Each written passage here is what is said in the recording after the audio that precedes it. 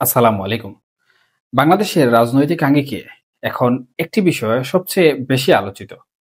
আসছে ফেব্রুয়ারিতে একটি অবাধ, সুষ্ঠু এবং সকলের কাছে গ্রহণযোগ্য নির্বাচন। ডক্টর মোহাম্মদ ইউনূসের নেতৃত্বাধীন অন্তর্বর্তীকালীন সরকার বারবার জানিয়েছে যে তাদের মূল লক্ষ্য একটি বিশ্বাসযোগ্য নির্বাচনের মাধ্যমে নির্বাচিত সরকারের হাতে ক্ষমতা হস্তান্তর করা। কিন্তু এই পথে তাদের সামনে বেশ কিছু জটিল চ্যালেঞ্জ অপেক্ষা করছে। ডক্টর মোহাম্মদ ইউনূস একজন নোবেল বিজয়ী অর্থনীতিবিদ। একটি অস্থিতিশীল রাজনৈতিক পরিস্থিতিতে দেশের প্রধান উপদেষ্টা হিসাবে দায়িত্ব নিয়েছিলেন এবং তিনি এই দায়িত্ব নিয়েছেন একটি অবাধ, সুষ্ঠু ও বিশ্বাসযোগ্য নির্বাচন আয়োজনের প্রতিশ্রুতি নিয়ে। লন্ডন সফর থেকে ফিরে তিনি বারবার বলেছেন তার সরকারের মূল লক্ষ্য হলো একটি গ্রহণযোগ্য নির্বাচনের মাধ্যমে গণতান্ত্রিক প্রক্রিয়ায় ক্ষমতা হস্তান্তর করা।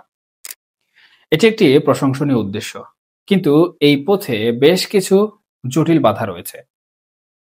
বাংলাদেশের ইতিহাসে ১৯৯১, ১৯৯৬, ২০০১ এবং ২০০৮ সালের নির্বাচনগুলো তুলনামূলকভাবে সুষ্ঠু এবং গণতান্ত্রিক হিসাবে বিবেচিত হয়। এসব নির্বাচন নির্দলীয় তত্ত্বাবধায়ক সরকারের অধীনে অনুষ্ঠিত হয়েছিল। তাহলে এবার কেন এত জটিলতা তৈরি হচ্ছে? জামাতে ইসলামী এবং এনসিপি দুটি ভিন্ন রাজনৈতিক দল তাদের পরস্পর বিরোধী অবস্থানের মাধ্যমে এই প্রক্রিয়ায় বাধা সৃষ্টি করছে। তাদের দাবি এবং যুক্তি আসলে কি? জামাত বলছে তারা নির্বাচন চায়, কিন্তু বর্তমান ব্যবস্থায় নয়। তাদের দাবি হলো নির্বাচন হতে হবে সংখ্যানুপাতিক প্রতিনিধিত্ব বা পিআর পদ্ধতিতে। জামাতের সেক্রেটারি জেনারেল গুলাম পরওয়ারের মন্তব্য অনুযায়ী বিদ্যমান ব্যবস্থায় নির্বাচন হলে নতুন ধরনের ফেসিবাদের জন্ম হতে পারে।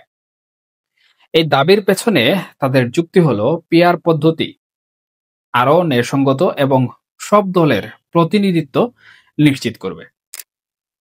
কিন্তু এখানে বেশ কিছু প্রশ্ন উঠে আসে। প্রথমত, একটি নির্দলীয় অন্তর্বর্তীকালীন সরকারের অধীনে নির্বাচন হলে দলীয় ফ্যাসিবাদের সম্ভাবনা কিভাবে তৈরি হবে? বাংলাদেশের বর্তমান নির্বাচনী ব্যবস্থা, যা ফার্স্ট পাস্ট দ্য পোস্ট পদ্ধতির উপর ভিত্তি করে, তাতে বিজয়ী প্রার্থী সংখ্যাগরিষ্ঠ ভোট পেলে নির্বাচিত হন। এই পদ্ধতি অতীতে বাংলাদেশে সফলভাবে ব্যবহৃত হয়েছে। তাহলে জামাত কেন এখন পিআর পদ্ধতির দাবি তুলছে? পিআর পদ্ধতি একটি আকর্ষণীয় ধারণা হলেও বাংলাদেশের মতো একটি দেশে এটি বাস্তবায়ন করা জটিল হতে পারে।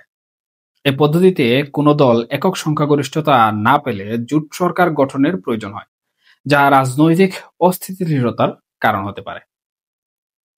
উদাহরণস্বরূপ, ভারতের মতো দেশে জোট সরকারের অভিজ্ঞতা আমরা দেখেছি, যেখানে ছোট দলগুলো অতিরিক্ত প্রভাব বিস্তার করতে পারে। তাহলে জামাত কি সত্যি নির্বাচনী সংস্কার চায়, নাকি এটি তাদের জন্য একটি নতুন রাজনৈতিক কৌশল? কেউ কেউ মনে করেন জামাতের এই দাবির পেছনে তাদের জনভিত্তি হারানোর ভয় কাজ করছে। অতীতে জামাতের রাজনৈতিক অবস্থান এবং তাদের কর্মকাণ্ড নিয়ে বিতর্কের কারণে তাদের জনপ্রিয়তা কমছে। পিআর পদ্ধতির মাধ্যমে তারা নিশ্চিত করতে চায় যে তাদের ভোটের একটি নির্দিষ্ট অংশ সংসদে প্রতিনিধিত্ব পাবে, এমনকি যদি তারা একক আসনে জয়ীও না হয়। এটি কি তাদের অস্তিত্ব রক্ষার একটি কৌশল, নাকি তারা সত্যি গণতান্ত্রিক সংস্কারের পক্ষে কথা বলছে? অন্যদিকে এনসিপির অবস্থান আরো রহস্যজনক। তারা স্পষ্টভাবে বলছে ফেব্রুয়ারিতে নির্বাচন হতে দেয়া যাবে না। কিন্তু কেন এই সময়সীমায় নির্বাচন হতে পারবে না, বা নির্বাচন কখন হওয়া উচিত, সে বিষয়ে তারা কোনো স্পষ্ট ব্যাখ্যা দিচ্ছে না। এই অবস্থান ডক্টর ইউনূসের ফেব্রুয়ারিতে নির্বাচন ঘোষণার সঙ্গে সরাসরি সাংঘর্ষিক। এনসিপির এই অবস্থানের পেছনে কি কারণ থাকতে পারে? একটি সম্ভাবনা হলো তারা মনে করে যে ফেব্রুয়ারির মধ্যে নির্বাচনের জন্য প্রয়োজনীয় সংস্কার সম্পূর্ণ করা সম্ভব নয়। নির্বাচন কমিশনকে শক্তিশালী করা, ভোটার তালিকা হালনাগাদ করা এবং ভোট প্রক্রিয়ায় স্বচ্ছতা নিশ্চিত করা, এসব সময় সাপেক্ষ একটি প্রক্রিয়া। এনসিপি হয়তো বিশ্বাস করে যে অপর্যাপ্ত প্রস্তুতির মধ্যে নির্বাচন হলে তা গ্রহণযোগ্য হবে না। কিন্তু তাদের এই দাবি স্পষ্ট না হওয়ায় এটি রাজনৈতিক কৌশল হিসাবেও দেখা হচ্ছে। এখানে একটি আকর্ষণীয় বৈপরীত্য দেখা যায়। জামাত নির্বাচনের পদ্ধতি নিয়ে শর্ত দিচ্ছে, আর এনসিপি সময়সীমা নিয়ে আপত্তি তুলছে। তবে তাদের উভয়ের লক্ষ্য কিন্তু একই, অর্থাৎ নির্বাচন পেছানো বা সরকারের উপর চাপ সৃষ্টি করা। এই জটিলতার মধ্যে আরেকটি গুরুত্বপূর্ণ বিষয় হলো আওয়ামী লীগের অবস্থান। যদি আওয়ামী লীগ এই নির্বাচনে অংশ না নেয় তাহলে কি হবে?